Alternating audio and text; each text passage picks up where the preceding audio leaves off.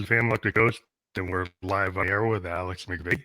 Or Vay? McVeigh, right? It's actually, your name is Alex McVeigh. I got it right? It's Alice like Wonderland. Yeah, McVeigh, yeah. McVeigh. And we have you for the first time on the podcast, and we always have to mention this podcast is on Newsly. It's an iOS app, so if you use the coupon code GHOST and get 1 month free premium subscription, this podcast will be on Newsly, so you can stop scrolling and start listening. Use that coupon code and get 1 month free. So we love to have new people on the program all the time. Welcome to the show. How are you doing today? I'm okay. I've had a cold, so I hope I don't start coughing. Other than that, I'm absolutely great. So I always ask people about like how they got into what they do, and you're an author, and you're a London-based ghostwriter. You have 2 contemporary novels published by Ryan Hachette, and an award-winning dystopian thriller published by the UK's Unbound. So maybe you want to talk about how did you first get into writing? Can you? Yeah, I can remember. I can remember really well. I had a strange childhood, but it was good. My dad was an American diplomat. My parents met in the CIA. And then my dad went into the Foreign Service, State Department. And I was born in South Korea. Can't remember anything about it. Then we moved to Bangkok, and I remember a snake that almost killed me on the Oh, driveway. wow. I was driving my tricycle.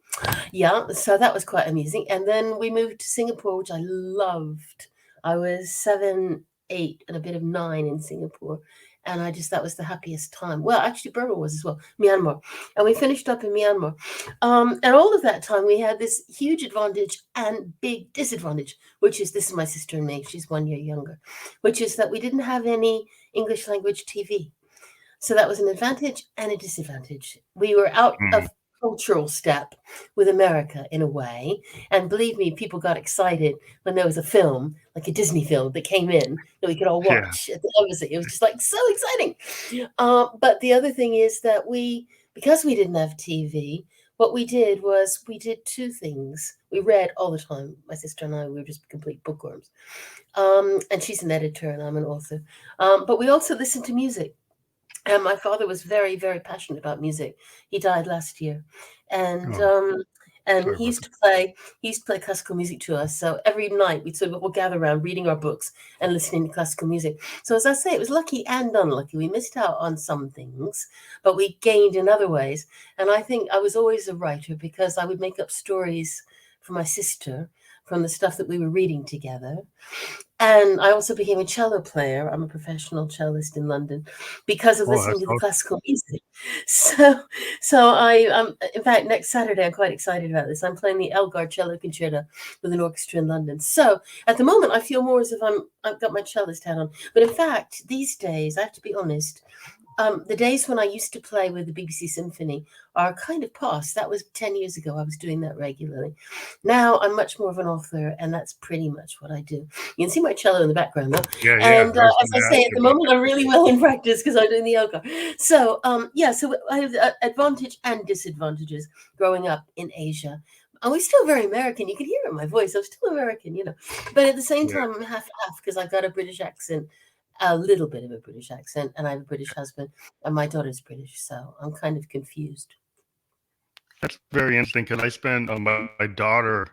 She went to preschool and kindergarten in Tokyo because No, I I knew actually that. lived. I listened to one of your podcasts. You were there for 2 years, and Yeah, you yeah, absolutely and so adored yeah, Japan. Yeah. yeah. It was just the whole experience was really cool because she ended up with the kind of situation where there was no like English TV. Yeah. And Yeah. it really influenced her art to this day. She's 23, and she's got this like Shinto mysticism, like an Asian Wow. influence to her work. She's actually got picked to be in a she's basically what they call sort of residency for an artist. She's doing a residency online. She does work with the disabled artists to try to push like the fact that disabled artists should be able to get into galleries. They should be able to do their work, and she's actually Yes. an art Oh. like management into like it's Isn't that amazing what came out of 2 years in Japan, that it influenced her art for the rest of her life, possibly? That's yeah, pretty it's just amazing. I think travel is so important, and a lot of Americans we don't know multiple languages. We don't travel. Maybe we go to Bermuda or Barbados. Well, it's funny because my daughter's 2 years older than yours, and she's doing a master's in Beijing at Peking University in Chinese literature, and she's fluent in Chinese, Japanese, a bit of Korean. She blows my tiny mind because I'm sitting here like I can't even do French. I go je ne sais quoi, you know. So, but she does blow my tiny mind because she is so good at languages, and I'm very proud of her because I mean, as you say, she's not your average British or American kid. She's been places and done things that is really brave, I think. And Well, yeah, having that global impact, yeah, it really must have helped you because it widens your imagination because then you have a more global experience. And it just, for me, it just made me less risk averse to doing like experimental work because like I'm willing to go here. Why won't I be willing to work on other things? So when you started to write, did you originally write short stories or try to go right to the novel form? And I when did wrote you decide to really, do like the really, really, really, really bad poetry. I wrote terrible poetry. I still poetry? got some of my terrible poetry. Oh my God, it is so bad. It is embarrassing. But then I got into short stories. And then when I was 12, which is fairly precocious, I wrote my first novel. And that was terrible too. Oh my God, it was so bad. I still have this terrible novel I wrote when I was 12. And I wrote it when I was living in Singapore and then a bit in Burma. And I have a sister, as I mentioned, and we're very close. And I showed it only to my sister, and she wrote, "This is just yucky." And she was right. She's my younger sister, which made it worse. But anyway, the thing is that no, she was quite right. I was trying to go above my pay grade. I was thinking I could already write a novel. Your And I was mic kind of is having a problem. You're I you don't know got a why little it's doing distorted on your that. mic. Oh right. I don't know why. Can you hear me now? Uh, try it That's a bit again. funny. Right. I was just saying I'd written this terrible novel when I was 12. I can't hear it now. Yeah, it's Can a you hear little it? fuzzy, but maybe it's gonna get better. I don't know what happened, but it's maybe the signal, the Okay. Wi-Fi or something. It could have been the But signal. We've got pretty good Wi-Fi here, but I'll tuck that in. Anyway, yeah. So my sister, as I say, wound up to be an editor, which my mother also was. My father was a biographer. That's really where his heart lay. He was a diplomat by profession, but in his heart, he was just a writer. So I kind of got it from him. But yeah. So then after that, I got a bit obsessed with the cello, and I just played cello and played cello, and I was really a little bit mad about the cello. And then I went to Jacobs School, Indiana University School of Music, to play cello. And I got my degree there. But I didn't want to stay in America. It's sort of like what we were talking about just now. I wanted to go abroad. And because my languages are so bad, I could have studied with a guy in Germany, but he taught in German. And I was scared of German because my German is really terrible. I don't really have any German. So in the end, I applied to study with Jacqueline du Pre, the cellist, the famous British cellist, and she accepted me, and I was so happy. I've never been happier in my entire life than when she accepted me. And so I came over to Britain for 1 year, and I met my husband. And I overstayed my visa. I overstayed it by about a month. I was so naive. Anyway, so we went to the visa place, and they said, "It's okay, no problem at all. We're just going to fine you a huge amount unless you get married in the next 3 months." And so my husband goes, "Do you want to get married?" And I'm going, "Okie dokie." So it was not like a good, deep decision, really. So I just thought if I let this guy get out of my life, he might have been the right one, and then I might regret it for my whole life. So my mother was appalled. She said, "We've never had a divorce in the family." And I said, "Well, I don't think you will now, but I'm going to stick around and find out."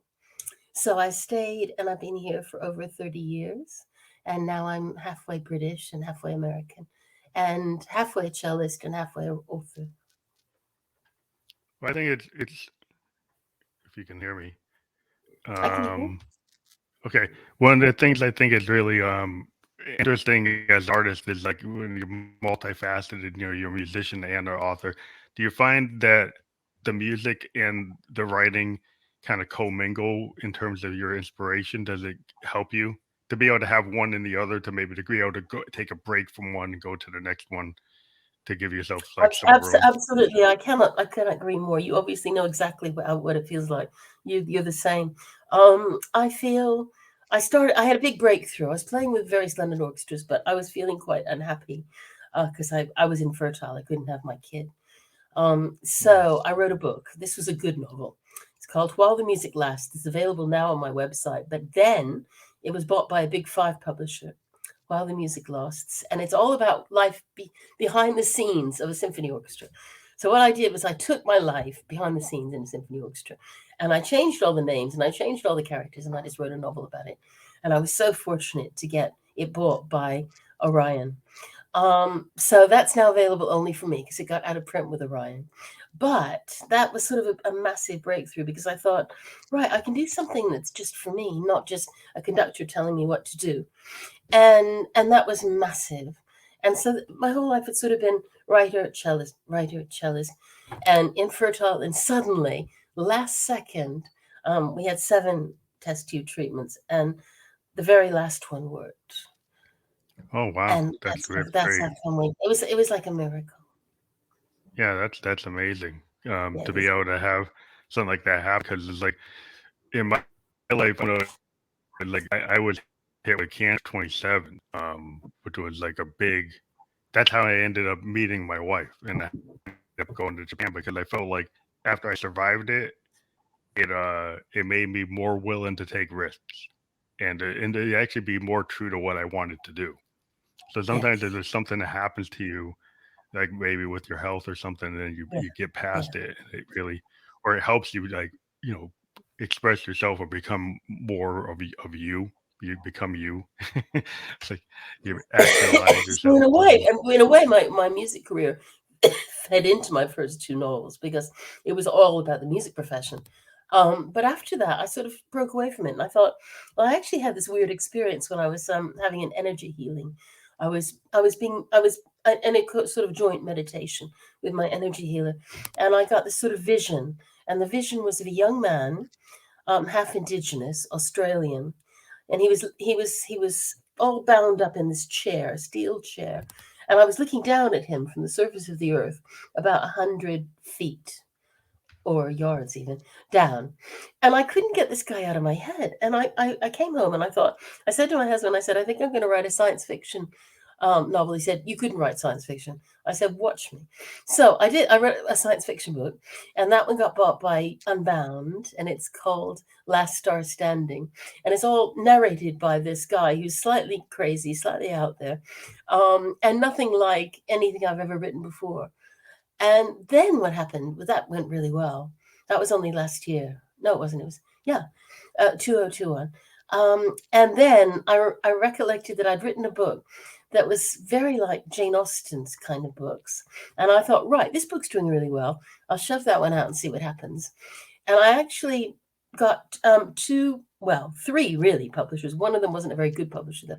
The other 2 were proper publishers. They were excellent. And I turned them down because I thought, I actually want to do what my friends have been doing and put it out myself and take full responsibility and have all the decisions on me. And so that's these 2, and they're Jane Austen-esque. And wow. those do really well too. As a matter of fact, this one has won 7 awards. So at the moment, I don't know what I'm writing. I'm writing a third one of that. And after that, I may go back to the orchestra, or I may do a sequel to the science fiction. I don't know. Well, I think that's really interesting about going into self-publishing, because a lot of musicians, we've converted into independent work because the Yeah, whole industry has got shifted so much since Napster and streaming, I that know. in order to take control of our work and to get licensing deals that are better, we tend to go independent, because a lot of times, unless you're a big superstar, the Yeah. labels don't really help you like they used to. So I think No, it's they don't interesting really. They don't. that you found And the same also, thing. and also, you got to do all the marketing anyway. When I was published by Orion, they just said, leave it to us, kid, and we're going to promote your book. And that was just great. But these days, I have a friend who's published by Tor, who is the science fiction publisher in the world. And Mhm. he still has to do all of his own marketing, just as if he was self-publishing. They don't, they really, really, really leave it to the author these days, even the mega people. So you're not really Wow. gaining that much, and then they take a higher percentage of the royalties. So I Yeah. thought, I'm not going to have that happen to me again. I'm just going to do it on my own. And it's been an adventure, and it's been really fun, and sometimes it's been really frustrating, but I'm really glad I did it. It's mine, Yeah, you I see. think it's better to control your work. Or I find at least like the type of work I like to do, like if I were left it to the label, I couldn't do the experimental stuff I'm doing. They would try to make me do like something else, and then they like at the end. A lot of times, I was on a couple labels, and they said they were going to do X and Y, and I ended up still doing all the work that I normally do. Yes. And I'm like, Yes. and I found the same kind of situation. I was like, what's the point of that? It's So true. yeah, just And also, I then think you could be with COVID, everything is so much in flux now. Anyway, COVID has yeah. changed a lot, and tech has changed a lot. And I just think that most industries are kind of shifting at the moment.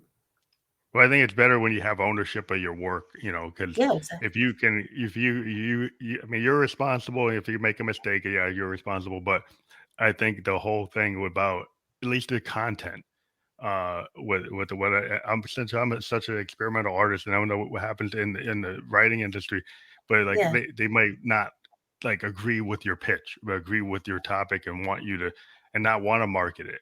And then at least if it's something you believe in, you're putting your energy into it, like you don't feel like they've been restricting your output or something. It's interesting you're experimental. I think I know a couple of experimental friends of mine who write fiction that's experimental, and it is harder to place. And it's harder to sell sometimes. And I think that scares a lot of people off, which is such a shame. Yes. Such a shame.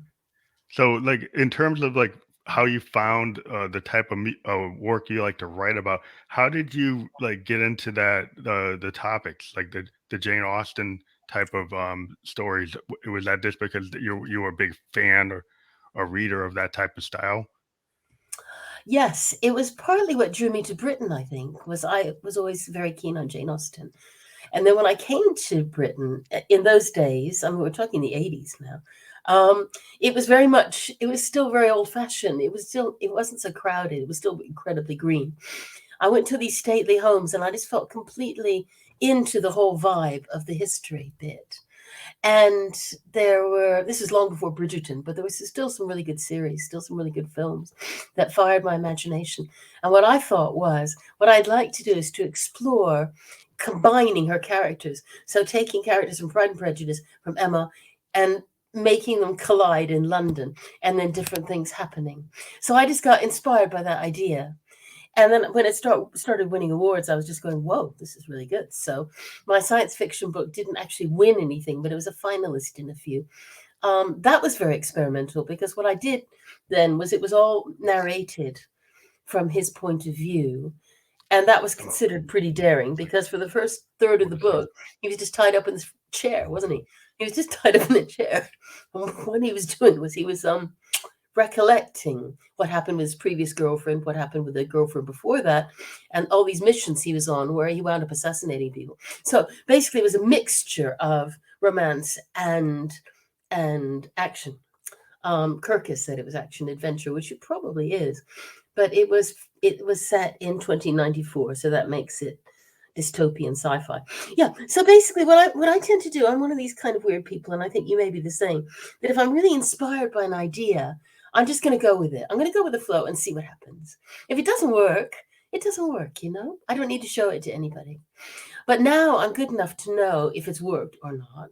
So I don't get my sister going, this is rubbish, the way she did when I was, 13, and wrote really, really, really bad stuff. So I can kind of trust myself now, which is really good.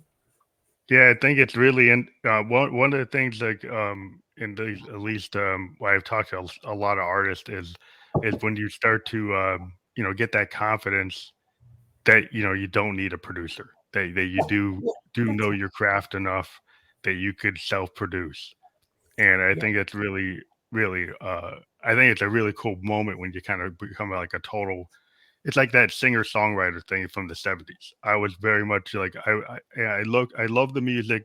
like the Frank Sinatra stuff, the like 50s music where you had a lot of writers and you had vocalists, right? And Yeah. you had these people have like perfect vocals, like really good vocals, and they didn't write. A lot of them they didn't write their own stuff. Bless you. But it's like when you get to the age of the singer songwriter, then you got to like it's like a window into a writer. Like you like a lot of singer songwriters, like I think about Dylan. It's like reading Yes. really high end like poetry or Well, short stories. I mean, well, he won. he actually won the Nobel Literature. That's how good his lyrics were. His Yeah, yeah. lyrics were just amazing. I love that when he came on Astonishing. the scene, it changed Columbia because they had like the Sinatras, they had these really perfect pitch, and then Dylan comes in, and he's got this nasal kind of strange sound, but the lyrics are so deep they had to deal with them, and then And it don't forget opened the it up. music. The music Yeah, was so deep they had to deal with it. So it was yeah, a it was like perfect marriage of yeah, his lyrics and his music, I it think. was a combination of Americana and folk and electric, and when he started playing with the band, it just opened up like to all the singer songwriters in the '70s. It just created like where we are today, where people can feel they can come at things, and it doesn't have to be one type of topic. It can be all over the map. And No, I I think just that's thought right. that freed up a lot of people. I mean, like people talk about the Beatles. I always bring up Dylan at the same level as the Beatles because it Yeah. really caused people to create bands. You And the know, Rolling Stones. yeah, and even Lou Reed. Lou Reed's the other one I always try to mention because he's another poet like Dylan. He's like the Velvets and Lou Reed. They used to inspire me, like the whole alternative indie rock scene, from the Pearl Jams to the Nirvanas. They're all like name check Lou Reed. Like every time you read about him, that's what they talk about. So and he was, if you look at his work, it's like it's Dylan like because it's poetry. It is. You The can words read are his amazing. The yeah, you words are can read amazing. his songs at an Yes. open mic, and it's like a Yeah. poem. Because it is a poem. It's not like it is a poem, but I've been very much inspired by that level of writing, which I sometimes find disappointing today because we're kind of hook driven today in the music industry. It's all kind of beat driven. I understand that people like those, that type of music, but it just seems like the structure of the old songs, the intros and the outros and the different fills. People have like forgotten about classic structure. Man, I would go back and listen to something from the Carpenters, and just like an example, like you listen to like Close to You, like that's a song structure. How many songs in the top 20? I still remember going crazy for Close to You, and I drove my family crazy singing it. Holy Yeah, oh, I just get a sound painting in my mind. Like yeah. whenever I hear the Carpenters, it brings me back to like 74, Mm. 73. I imagine myself in that time period, and it just triggers like a film in my head. And I've always been into the idea of sound paintings. Um, and being, I guess, playing the classical music, it does like when you play it. Do you imagine like a sound painting when you play those pieces? Do you kind of feel that it's setting like a visual kind of synesthesia type of thing? I just feel like that. It's really interesting. You should say that. I've actually got a friend who is who is a composer, and she does paintings to go with every composition. Hmm. They're rather abstract, but the colors are really interesting to her because she visualizes colors as being notes and as being keys. I don't Hmm. get into that at all, but what I do, I'm playing the Elgar. As I mentioned, the Elgar is very amazing cello concerto. It's seen very often as being very sad, but in fact, what Elgar did with it was almost every bar he did something different. So there'd be a wistful bit, and then there'd be something almost mischievous, and then there'd be something very deep. And that's why I think it's such an amazing cello concerto. And being me, I make up stories. So every movement has a different story. It's like a short story, like 4 different stories. So Hmm. rather than doing what you're doing, which is more artistic, you can see why your daughter is an artist. I don't think like an artist. I think like a writer, really. Well, I think that is a good way to be, because it kind of goes back to the idea of like Dylan and Lou Yeah. Reed, you and Springsteen to get these guys. And then I lately have been very much into female singer songwriters like Liz Phair and a lot of the Riot Girl kind of girly sound. It's like with a lot of like Liz Phair was at a big she had this album called Exile in Guyville, which was kind of like a rewrite in her vision of exile on Main Street from from um from a female perspective, and That's in really the interesting. U.S. I, Yeah, I, I prefer I prefer male voices. I find mhm. them much more like a cello, really. I prefer male voices to female voices on the whole. Oh, I would rather hear like Lou Reed, to be yeah, honest. I can understand that because there's a kind of deepness. Some people like because I Yeah, played with my voice with my Josephine electric voice, and yeah. initially I got a lot of attention just because I was doing something very different.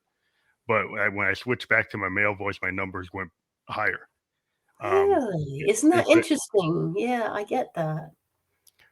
I but get that. lately I've I'm very partial to low tones. low tones. Yeah, Yeah, one of the things I guess I just got interested in the topics that yeah, some of these female singer songwriters were writing about because like PJ Harvey and the Liz Fairs, I just thought they were doing more interesting work, at least as an artist to me. So I part of my podcast initially is I focused like 70% on female singer songwriters yeah, because I felt like they weren't being paid attention to. So that's why I started to focus on that, just because it was an yeah, area that I thought I could get some ground, gain some ground in it, and it has worked to up to this day. But yeah, I am yeah, bringing more overall all artists, male or female, all over the world. But yeah, the visual thing. I really was into the sound painting concept ever since I heard like Jimi Hendrix talk about Electric Lady, and yeah, somebody asked him like, "What? I hear birds, I hear ocean." I was like, "What? What is that?" And he said, "What's the sound painting?" And I heard George Martin said the same thing about Sergeant Pepper's and Rubber Soul and Abbey Road. He was interviewed and he said, "Well, I could have recorded the Beatles like a bar band. I could have recorded them like they sound in Hamburg." But I said, "Well, why don't I actually make them sound beyond what yeah, that could be? Like yeah, yeah, think about like Monet, and like I could actually have an impressionist point of view using this using the studio, and that kind of changed music. The idea that, and he actually went on to say that he had been doing Peter Sellers um, uh, comedy albums, and those comedy yeah, albums had backing tracks, they had yeah, backward tape loops, they had orchestras, they had sound effects, and the Beatles actually liked George Martin's work on that stuff, and they actually knew about each other. And so then really? yeah, there was this whole interview that Martin had where he said like, "Oh, well, the lads decided they liked my Sellers work," and I said, "Why can't we do that with a rock band? Why can't we take some of that stuff we were doing, all these effects and all these Yeah, layers, and yeah, actually apply them?" And that's when you get like start to get Rubber Soul and Sergeant Pepper's, and it really radically shifted what you could do, because you could go and do a studio record that has nothing to do with what you could do live. It's actually it's like a perfection. It's like something you can't replicate necessarily live. It becomes its own thing, and then you have like your live version of the song and your yes, studio version of the song.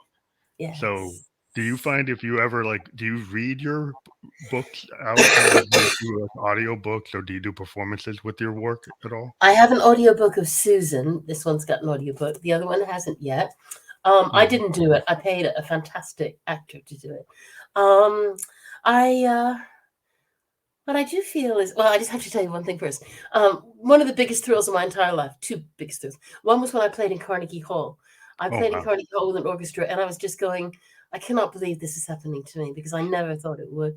But the other one was, and I actually burst into tears, was when I was in Abbey Road, and I was Mm, there again with an orchestra. I wasn't doing a solo or anything. There were about four cellos, but I couldn't believe I was in Abbey Road Studios. I mm. was just going, I was just flooded with tears. I could not believe that in this iconic studio, it was just me with my cello. And I just thought, I can't believe that I've actually come this far and done okay. And it was just an amazing moment for me. Yeah, that's like Because if you because just of all this, like because of all those amazing albums that were done there. And yeah. it just blew my tiny mind, really. Yeah, if Uh, you're able to be like, I've always tracked like places like that, like a Sound City, yeah, Olympia Studios, yeah, Electric Lady. If you can actually get to that studio, and you're like, yeah, you're like, yeah, I'm a big Hendrix guy. Like to be at Electric Lady, yeah, exactly. it is like the dream of any Hendrix fan, I know, because exactly. it meant so much to him. He was spending like his whole last parts of his life actually funding building that studio by like touring really crazy, and I didn't know that. yeah, he actually like Wow. purposely built that studio because he was such an experimental artist. he had like maxed out how many tracks he could do with the tech at the time, and he wanted to build like a 24 track modern studio to match what his imagination was. Because he would be he'd jump on a harpsichord, he'd jump on basses, he'd jump on if he didn't hear what he wanted, he would try to find a way to get to it, and he would Wow. have guys build pedals for him and tell them what he wanted. So he's very, very expansive in terms of his work. He's moving into jazz near the Yeah. end of his life, working with fusion artists, and he had a very expansive mindset. So he felt like these studios can't do what I want them to do. So he started to build Electric Lady to actually do what he wanted, which I think is so dynamic. And some people have missed that about him. They didn't capture that. That's how they always just the hippies. Like he was very much into the details of his music. He used to jump on the boards and say, "Hey, you're not capturing this right." I so Hey, admire people like that because I mean I'm confident on the cello, but I wouldn't be confident enough to jump on a harpsichord. You know what I yeah, mean? That's just such confidence. That's yeah. amazing. He just it came to music. He had like that extreme ability to like, I know what I want. And I always Yeah. respected people like that from like Stevie Wonder, who will jump on a drum set if he wants to show somebody like what he really wants, and he can do it. Prince was like that too. It's like, and Yeah. Todd Rundgren. I was always into the multi-instrument person that can play many instruments, and actually, I admire them hugely. It's like what we were saying about people who can speak multiple languages. I often say I'm bilingual. I speak English and American. yeah, it's very different. I did realize that when I was in Japan. I met some I bet. people from Yeah. London and Australia, and the Yeah. Australian people I met. I was like, wow, that is totally different version of English. That's Like right. it was different than the UK, it was different than US, and even the Canadians I met had a slight difference. And so I said, "Well, there's all these variations of English, you know." And I met somebody from like my wife is from Barbados, and her Interesting. version of from English is like is not the same. No. No, but I Barbadian mean, is very different. if you think about America, America is so diverse. I mean, my grandmother was from the deep South, and one of my grandmothers, and she used to talk like this. She could talk like this all day long, and I used to love that. It was just so different. But and then you can have a New York accent. I mean, there's so many different Yeah, Americas. my mom's from You know. Morgantown, West Virginia. She's a real coal miner's Yeah, daughter. My grandpa was yeah. a coal miner. And No, really. he was a farmer and he built his own house because the coal miners had this kind of thing where they had to learn how to be electricians, carpenters, plumbers. And so he's like, "Whoa, I can take all this stuff." He built his own house, and he was a farmer. And my mom had this very kind of self-reliant, like West Virginian type of attitude, and in that kind of West Virginian, like, Blue Ridge Mountain accent, Yeah, with kind of like a hillbilly accent. So yeah. my dad was from like Absolutely. from Springfield, Mass. So Super that's more, colorful. yeah. His father was like in a Negro baseball league, and so when they got together, had this totally different, and it was cool. Like every summer, I got to spend like 2 months in West Virginia and get to know my cousins who were like all black hillbillies. And like if you're from the Northeast, you would have never Yeah. imagined No, that no, you you could wouldn't. have like African American hillbillies. You can get anything. That's Yeah. how diverse it is. But I kind of empathize with that because when we came back from Asia, whenever we were on home leave, we didn't have a house because it was rented out. So we would always go to North Carolina, Flat Rock, Hendersonville, North Carolina, and see our cousins. And it was like the highlight of our year. They all had Mhm. Southern accents too. And it was just so cool to get with our cousins and to hang out. Yeah, 'cause And that my was just, cousins, they could hunt, they could fish, yeah, they knew absolutely. how You to could do anything. farm, and they Yeah. were fun. They knew how to hang out in the outdoors, and Yeah. they were like outdoors people. And they to me, they were like, "Oh, these guys are like cowboys or something." They're totally. I was a kid. I'm like, "Wow, my cousin knows how to do all this stuff," and I'm a city kid. From Massachusetts. I don't know how to do any of that. I can't. I thought you were from New Hampshire. Well, yeah, I was born in Mass, but Oh, I right. live in New Hampshire now. But I was born in Massachusetts, which is not that far. No, We're still the no. Northeast. But yeah, I went to I school bet in. you got some cool leaves at the moment. Yeah, yeah. Well, we get the pines. Like New Hampshire is famous for its very tall pine trees.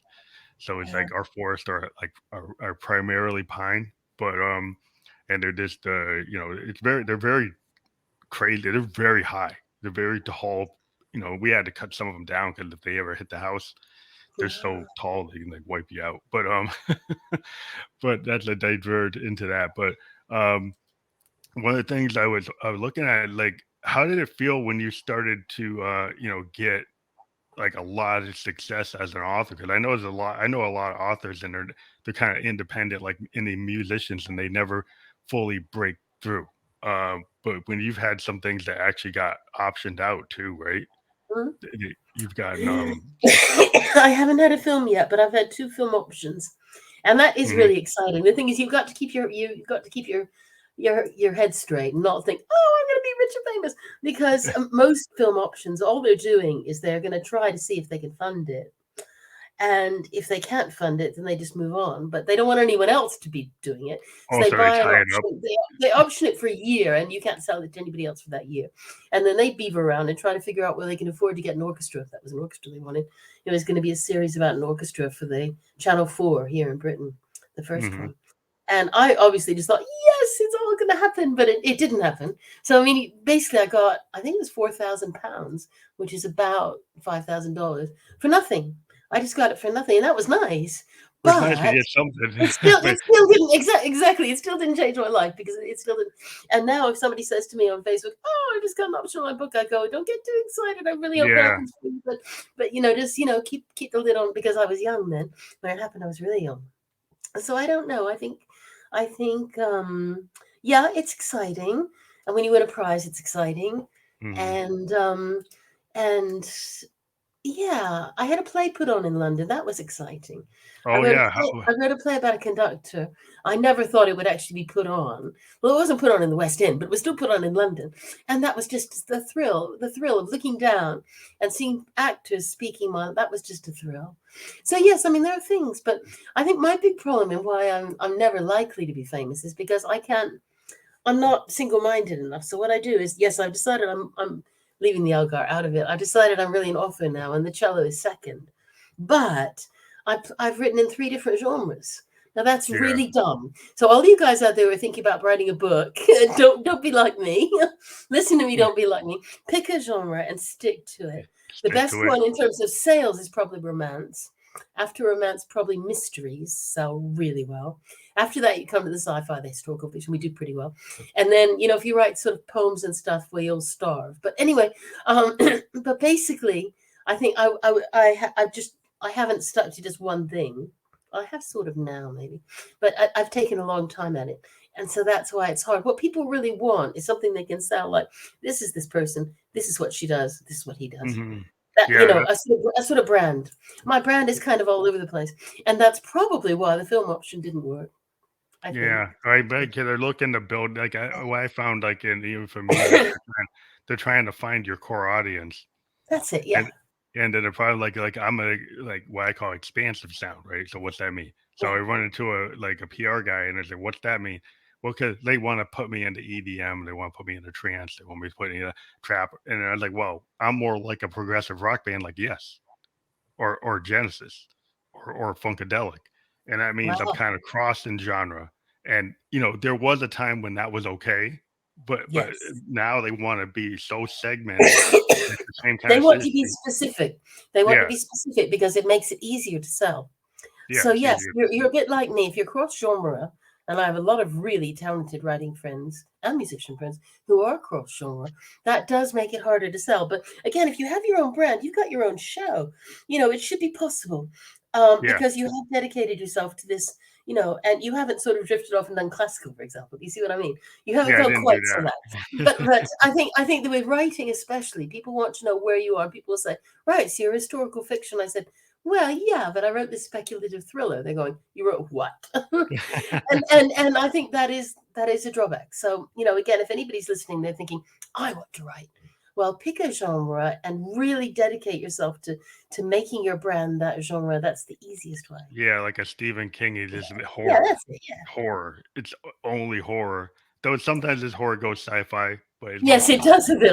I was about to say it's a little more than that. But the other thing He about actually, Stephen King is he's made a lot of money telling people how to write, because he understands the actual mechanics of writing, he's also drifted into that. But I mean, we can't compare ourselves to Stephen King because Yeah, yeah. he's We're just looking mad. at somebody who's Yeah, like, like if you get into music, that's right. Yeah, like you look at like Taylor Swift. You yeah, look at like that's it. Yeah, Bruce Springsteen. They kind of that, stay, but even Springsteen has kind of shifted. He has his solo work where he can be more experimental, and then his E Street Band work that's right. that's kind of like. So a lot of us will try to give themselves, okay, I'll do my solo albums will be I think it's something you have to earn. To be honest, I think yeah. that once Stephen King was super successful, then he could write a book about writing, and it would be Mhm. super successful too. But you've kind of got to build patiently up to that point. And so that again, if anybody's looking for some advice, I would say that. I always say that. Yeah, you I would build your say to be fan patient. base. Yeah, Yeah, building that fan base is real important. And it the is. one thing I found is like the podcasting, it was better for me than like all these people were telling, oh, you pay for all this like SEO and I understand you need to do that, but like there's a lot of stuff that would end up being like bots. And I'm like, well, to me, what I found if I do this whole different leg as a podcaster, it increases my people coming into my music. So I actually get really good numbers after when I do this. So it's kind of like, well, how you're taking away from your recording time? And I'm like, no, it actually meeting people and talking to people Yeah, gives me like a wider audience, gives me more people I can connect with, and it actually helps because sometimes like just being focused on writing music all yeah, day without yes. It's having too other much. things, I found this actually is a better. It's Of, too much. And also, if you're a people person, and you and I are both people persons, then I mean, it's great to be on your own and just writing, but not for a whole day. You mm, want to encounter other people. That's why I play tennis so much. I just love tennis. But the thing is that it's you meet different people, and then you make new connections. And apparently, podcasting is just where it's at now. I mean, everybody says, "Oh, you should have your own podcast." I'm going, "No way!" But I yeah, mean, maybe you do it really well. So just carry on doing it. it's just something that I kind of fell into because like Yeah, somebody yeah. found my SoundCloud and then they said, "I'll interview you." And I said, "What is that?" And they told me they have a podcast. And it was Yeah. 2016. And I'm like, I didn't know what it was. And I found, oh, it's Really? like, yeah. So this guy in New York, and he's named Rock Tunes. He was like a DJ. And he found my SoundCloud and he said, "Hey, you got a lot of interesting songs here." So he ended up talking to me for like 5 episodes. And then I Wow. said, why don't I do the same thing? And I went to my Instagram and I noticed there was a lot of other artists that were like digging my work. And then Yeah. I just came up with a pitch and I said, "Hey, I can put you on a podcast and do a behind the music thing." And I wrote this pitch and I kept it and I kept on refining it and then I just had it. And anytime somebody came to me and said they liked a post that I put on Instagram, I would come back to them and say, "Hey, you want to be on my podcast?" And come to find out, like, if I Wow. did 10 of those, maybe two people would come back and say yes. And then I end up getting like 4 guests a month. And now I get like 12 guests a month. But it's like Wow. it was That's just a way, and I was able to get. I didn't have to talk to managers. I didn't have to talk to agents. I was talking good. directly to these artists, and then I found like, well, that's really cool because I don't have to deal with the middle person, and that's what I've been doing since 2016. I just came up with a way of doing it, and I stuck with it and I was just refined trying to it. think. I don't think I'd have heard of a podcast in 2016 either. They sort of came through 2018, 2019. People started talking podcasts. Yeah, I And was on that's the why I audio started. ones. I was on Yeah. these audio ones that were just on the cell phone, Yeah. Wow. and You were on the then I cutting edge. yeah, I kind of was at the beginning, and then I realized that, well, I can't just do it on the cell phone. I need to add a Mm, mic and a mixer, and I started bringing in stuff from my music career and say, yeah, if I use a better mic and I use a mixer, so if I use these better cameras, and I just started taking the things I knew as a musician and incorporating them in to make it better. But yeah, it become a really cool place that there's authors, there's business people. I've talked to actors, film directors, and initially I was very narrow. I'm only going to talk to musicians, and then I said, well, no, I got to open it up yeah. to because the way the industry now is in podcasting, it's more about entertainment or like overall Yeah. topics that can Yeah. cross. I've talked to Yeah. shamans. I've talked to Well, the one I heard you, I was just going to dip into it, but it was so good. It was a woman energy healer, and she was a shaman as well. And you Yeah, got talking about your Buddhism, you got talking about, what you believed in. She was amazing, you were amazing. I thought, this guy's great, So, that if you hadn't opened up, you wouldn't have done that with her, would you? So yeah. I started to realize, because I mean, the I heard number. the whole thing. I didn't turn it off. I heard the whole thing, and I thought, whoa, you know? Yeah, the weird thing, I mean, like, when I first started in podcasting, everybody was like music. They were very narrow. They were like, this is a podcast for men. This is a podcast for women. This is only for writers. This is only for, and then suddenly in the last year or two, things have opened up where, podcasters that were very narrow have opened up to this more wide topic capability and to have different guests. So it's just opened up with all kinds of tools, all kinds of platforms, Yeah. and it's more advantageous. Like our royalty rates are higher. Like, and I always get sad about that as a musician, because I'm a musician, and if I'm on Spotify, my royalty rate on Spotify as a podcaster is higher than my rate as a musician, and I'm like, why is that? I mean, I say, okay, I deal with it, but I don't think it's right, No. because No. musician is, why did they make the choice that that's more valuable, that you get paid out? So Well, I'm don't like, despair. Don't despair. It could still switch around. What I feel is that it sounds to me as if you sort of made the breakthrough as a podcaster, and as a musician, you're still kind of knocking on the door. That doesn't mean it's not going to happen.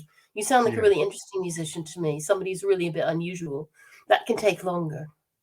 yeah. Can take It's just the longer. industry, ever since they switched to streaming, the rates have dropped like exponentially. Like if you're on iTunes, Yeah. dollar, you get 80 Yeah. cents on the dollar. As a streamer now, you get 0.006 of a penny. It's You know, unbelievable, isn't and it? then like a podcast rate could be $17 per 1,000 episodes, which is way higher than what you get as a Yeah. musician. And unless you're like the Taylor Swift of the world, you get a higher piece of that, but they still are not getting as much. It's No, kind as of they used to. I think that's yeah, right. yeah. I It's, think it's still way lower than what you get if somebody actually buys your record on iTunes or at the store. no. So the streaming is kind of like allows worldwide attention. It's kind of like Mhm. like the radio. Yeah. It can get you booked so you can do the tour, and the tour will get you the money. And the tour will get you the money. Yes, Yeah, exactly. yeah, and then your Well, merch. I used to tour with orchestras. I mean, it just blew my mind. That was how they could afford to play in London, was because we go to Japan, or Yeah, we would go to the west coast of America, and then we'd be able to come back and play in London. London was the expensive one. that's the I don't real. know if Yeah, it still is, it's because that interesting. was We yeah, have we can make more money selling a T-shirt. Like, I yeah, can sell exactly. this shirt Yeah, yeah, for yeah. like $30. It's Wow, my daughter did the logo. it's Um, lovely. and the thing is, It's always in good as well. music, there's no hoodie. I can sell this for like almost $50. There's a hoodie version. The T-shirt's like $25. My music will make 0.06 of a penny, but my shirt will make like 30, 40, $50. But that's the nature of the business today. It They is. like It is. so you're just And the it's just merchandise is big everywhere. I saw a breakdown. I think I told you I'm keen on tennis. I saw a breakdown of who was it? Let me get this right. It was either Federer or Nadal. I think it was Federer. He's got his own brand hmm of clothes, and they're really nice. They look great. You look really great in them. All guys look really great in them. But they are incredibly expensive. yeah. And that's why Well, he that's is how they actually make the their richest. money. He's actually the richest sportsman in the world. He's richer than the boxers. He's richer than the football players. And it's all merchandise. Well, he figured it out. He figured out what the rock stars figured out. Like Yep. they Yeah. started to realize that the record companies weren't giving them a cut, and Yeah. now the record companies, they're trying to get into the merch. So if they sign a new artist, they try to trick them into Yeah. saying, "Oh, I get 50% of your merch." Like, Yeah. and you're like, that's a bad deal. Like, because the merch, usually for an independent artist, you're getting 80, 90% of your merch. You should never But sign anything people are that says afraid. 50. They're afraid to say no. And I get this. I mean, when I was first looking for an agent, I would have simply crawled on. I would have crawled across coals to get an agent for my Mhm. books. That's how And they get whatever the deal deal. they'd offer me, it would have been rubbish. Now, as it happened, the agent I got was very ethical, and I got a good deal. But I know people who've been stitched up by agents because people are so desperate. They really, really want the deal. They really, really want to be published, or they really, really want the breakthrough on their music, and it's hard. Yeah, I It's mean, I heard hard. the Beatles, like Brian Epstein, gave them a terrible merch deal. like if you go and read their history, when they were doing Help and all those movies and stuff, their merchandising deal was like pennies, I'm right? sure They it were, was. and Brian Epstein was so embarrassed about it, he tried to hide it from them. Did he? And then yeah, he tried to hide that their merch deal was so bad, but they had so many fans that even though their rate was so low, they still made a lot of money. Yeah. So and just And only don't by forget they were really poor as well. They were poor Liverpool kids. yeah, They yeah. came So and go, yay, now I'm getting lots of money. They didn't realize they should have got loads they, more money. they didn't realize how much more they could have got, and then they eventually Exactly. renegotiated, and they were like, "Wow, we really got ripped on that one." Because they did, but yeah, I mean, even the Beatles, they got Mm, hit. So they you definitely always have did. to be mindful when you're an artist. I always tell the young people coming in, like you got to try to own your master, keep a high percentage of your merch, make sure you keep your writing credit. Don't just sell it off to somebody No. because that's where your money when you get older. You're gonna want that. Mm. You're gonna want your writing credit and your master and all that publishing rights and your performance rights. Well, there's something also to be said for having what you said earlier about having the say so. Because when I was with Orion, the second book that I wrote, which is not available at the moment, I need to re-edit it and reissue it. It was called Mhm. Ghost Music, and there's a beautiful cover of the hardback. It was just absolutely stunning. I loved it. There was a cellist. A blonde cellist, incredibly beautiful, playing the cello, and at the backdrop was a Greek landscape at Oh night, wow, just that absolutely sounds really stunning. pretty. Anyway, Yeah. I said I just absolutely love this cover. Anyway, so what did they do to the paperback? They put a really stupid cover, still with the cellist. She was the main character, holding a cello, but she was just walking over Waterloo Bridge holding her cello, with a raincoat on, and it just wasn't the same vibe. And I just said, can we just use the same cover? Can we just keep the cover because it's all really well for hardback? It's all really well. Hmm. And they said, no, no, no, no, no. You don't know anything about it. Just go away. And that's what I don't have to do now that I'm self-publishing. I can choose my own artist, and if I don't Yeah. like the cover, I can commission another one, and that is a really good feeling. That is a really good Yeah, feeling. I think that's the big thing, the difference. Like, I went with a label and I knew like all my own music today, I do all my own covers, or I have my daughter work with Yeah. me, or I have this artist I I was about work to with. say your daughter should do it. She's an Yeah. artist. Yeah, she does a Mm, lot of the stuff. I do some yeah. stuff too because they're usually with a combination of me working with my Right. daughter. But Yeah. like I went with this label in New York and they're like, oh, they rejected my daughter's work and they went with something that they decided. And it was my daughter looked at it and said, that's terrible. And it's like That's because she had a awful. really and I'm like, they think this is gonna work, and it didn't work as well as the stuff my No. daughter does. No. And like, No. you guys think you know what you're doing. Well, I think sometimes they do know what they're doing, and sometimes they're right, and sometimes they're just dead wrong. And I do think that they ought to pay more attention to the artist in question. I really do. But anyway, hopefully they will the next time if you still got that situation going. But it sounds Yeah, as if well your now daughter's really gifted. yeah, well, So she's that's working on a lot of cool stuff. She's mm, got like a manga and an anime she's developed since being in Japan. She's created like a bunch of original characters and is into the long form kind of graphic novel. And so she's actually gotten like three or four different characters that she's wow, built like whole worlds around. And that is she's very very cool. detailed. She takes a lot of years to do character development, like world development. So she designs like the world they're gonna be in, Yeah, it's creates it's the called world background. building. We do it in sci-fi, and world building is mega. Yeah, it's a Yeah, lot of it's work. cool. And then she starts to build all the storylines for like an arc, or like 10-issue arc or 12-issue arc, and she's gotten really really good like a lot of people look at her work and they can see like similarities to Steve Ditko, Paul Pope, Jack Wow. Kirby, a lot of interesting, famous people, and And a lot of you said she was only 23, so she's got her whole 23. life Yeah, ahead of her. yeah. She's been doing art. She's been doing art. She actually was going to art classes at age like 9. We saw that she had ability, and we sent her to classes. And then she went to human figure at age 12, and we had to give her authorization to be, there I bet, with yeah. with the nude models. And, Wow, life model at 12, that's amazing. and she was able to get into it because it's like, oh, what are you doing? And it's like, well, Yeah, she wants to learn how to do the fingers and the body structure, and you can't do that without actually seeing real people. yeah, You know yeah. that's required, and it has nothing to do with whatever you think it has to do with it. It's like No, it she's an doesn't. It artist. absolutely doesn't. No, you've got to have it. I never understand how they can stay so still. I've got a friend who does it in real time on Facebook. He's very good. You go to these Mhm. classes, and then you'll be able to watch him, and he sped it up a bit, of what Yeah. he's done, and it is astonishing. Yeah, it's really interesting. I Um, was always amazed that she just has it. It's like I yeah, kind of had my music. My wife is into like theater, and yeah, yeah, that's a question. Like when you do your theater, when you did your play, poetry is different than prose, and playwriting is different. Like it's like screenwriting for film and TV. yeah. How did you get into that? Do you had a love of theater that you kind of knew Yes, how I've to? always been that's the main thing that I would miss if we moved away from London. London's got pretty busy since we moved here over 30 years ago. And sometimes I think I'd rather sort of go live in the country where it's more sort of Jane Austen, more green and not so busy. And then I think, no, because the one thing that we do, or we did, we don't do it so much now because of COVID, but we still do, is the theatre. The theatre in London is like, well, it's like Broadway. There's no other place except Broadway that's got it. Also in Europe, you're still like London is the best theater scene compared to, and the London only other ties one is ties like New York. ties with New York. I'm Mm, American born, so I'm still going to say it ties. yeah. But something like the Royal Shakespeare Company is just amazing.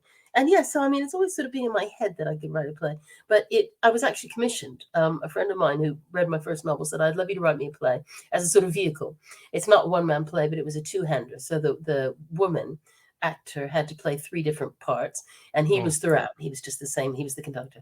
So anyway, I was commissioned. And he actually paid me for it, and I was going, yeah. And I never thought he'd get it put on, but he got it put on, and that was just through a connection. And it was brilliant. It actually had a 3-week run at the Lewisham Theatre, and it was part of one of the best things ever happened to me.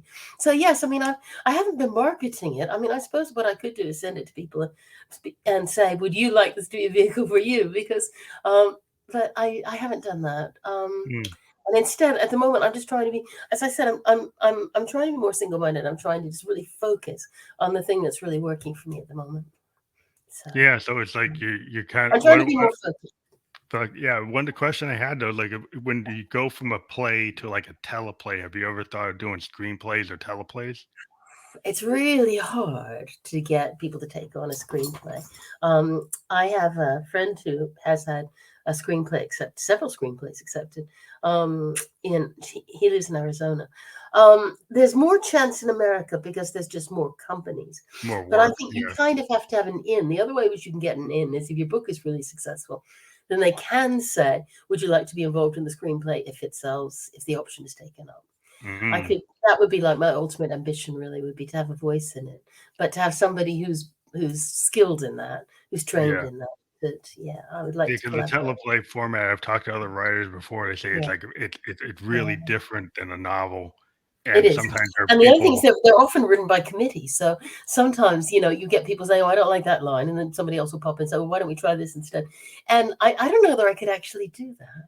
Yeah, I because being there, I yeah, could collaborate with one person, but not with like a whole committee. whole And team, some of yeah. these movies they don't work for that reason. I think there are too many voices, too many cooks are spoiling the broth. Yeah, I think they went away from the Yeah. Orson Welles idea. Yeah. Yes, exactly. Because I think, Exactly. like, if you watch the classic, like, I'm a big Orson Welles, and I just could you imagine a committee trying to do Citizen Kane? No, I cannot. I cannot. No, that's I don't think Citizen that would Kane is happen. Oh, nice. yeah. Oh, that's a pretty dog. He's a lovely dog, my little friend. I have And a cat.